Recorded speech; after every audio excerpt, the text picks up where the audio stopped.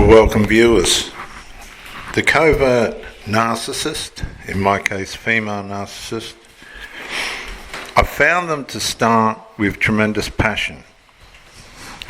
They come into the relationship with this tremendous, well-ordered, well-presented, followed with good action presentation at the start. They go out of their way to establish themselves in a relationship, particularly if they see you as someone they're attracted to, someone they would want in their life, and someone that is going to potentially produce positive emotional supply, good sexual supply, intellectual supply, possibly financial supply, or any of these individual things, something that they're hungry for at that time. Now, anybody can start well. Anybody can start well, but not all finish. And it's like someone in a marathon who has done their training and they know how to compete, but they just can't get to the end. They break. They just can't finish the race. Something sabotages them. Something disrupts them. Something ruins their intention. And that's what it's like for the narcissist.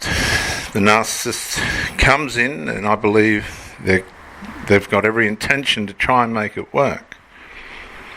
But the way in which the sinful nature operates and sabotages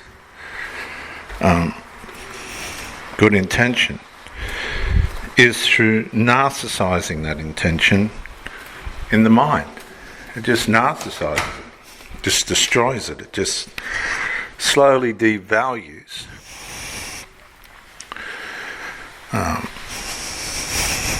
within itself, within the mind of the person, however that's going to manifest the relationship.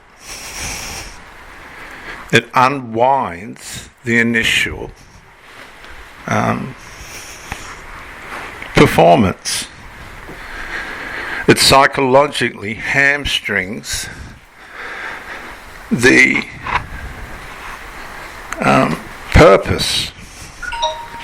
Even a narcissist, when they meet somebody, will tell them all about themselves, and they'll give hints about their weaknesses and what the possibilities are of them sabotaging the relationship in a roundabout way.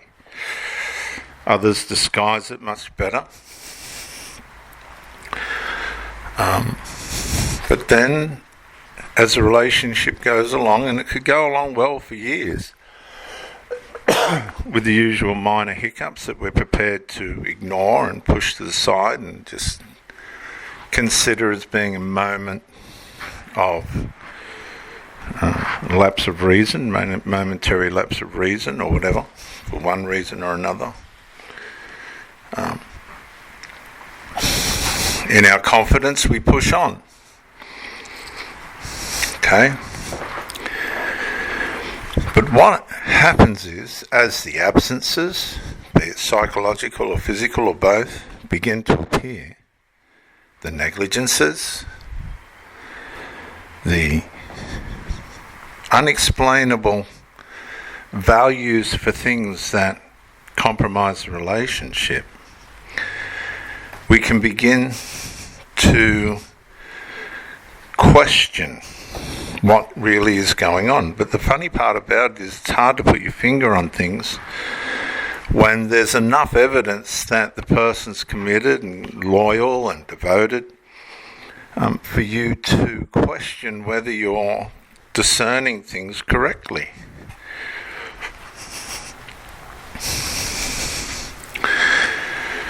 And this is where the trouble starts. All the signs are there that this isn't going to work, this person's values aren't turning out. It's like when you bake a cake, you put all the ingredients in,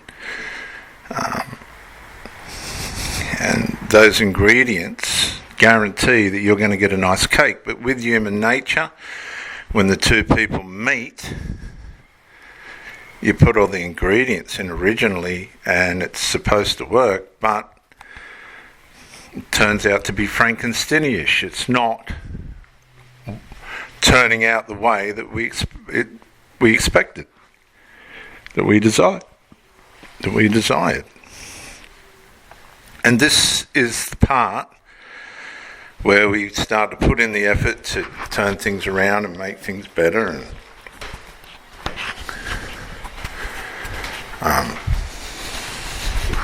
bring resolve. But you'll find with narcissism, it doesn't bring resolve. It just allows things to fester.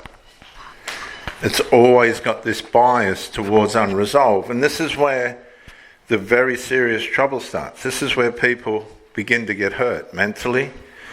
And out of the mental disruption, they can get hurt physically. They start make wrong decisions. Accidents occur. Bad things start to happen.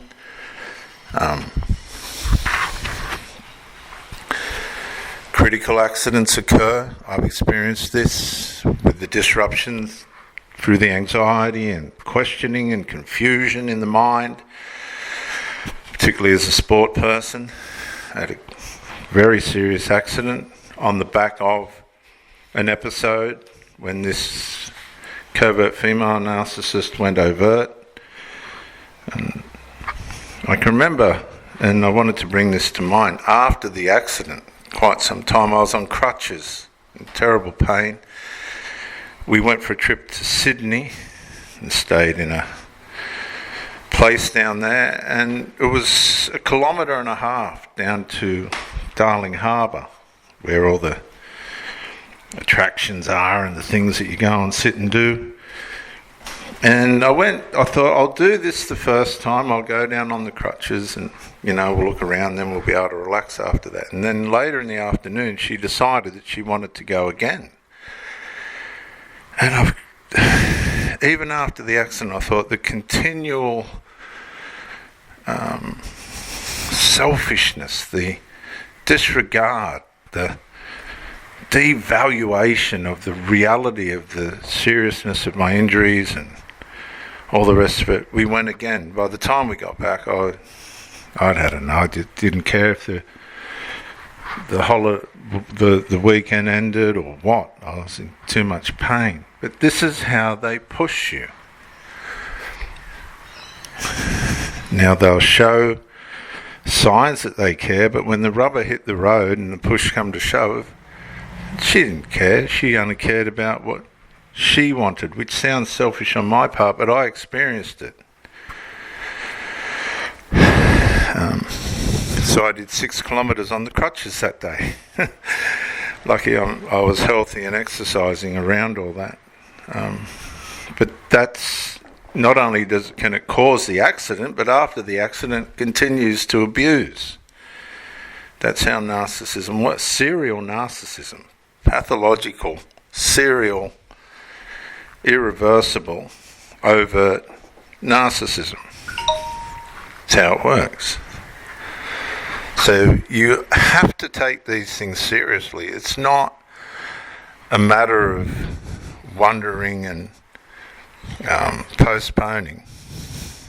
You have to decide, am I going to live with this? How much of this can I take? Get advice, speak to friends, unbiased friends that aren't just going to lead you in the wrong direction but give you good counsel. Get a counsellor. Find a counsellor that you can speak with, that you know's not biased, that's going to give you good counsel. And if things aren't changing and it's just constant covert abuse, it's the covert abuse that's the one that's hard to conclude is wrong. Before anything bad happens to you or anybody else, because of all of this, you have to find a way of getting out. There's no other way. You have to get out one way or another. Whatever strategy you decide to take for that to happen. And never, ever, ever, ever go back.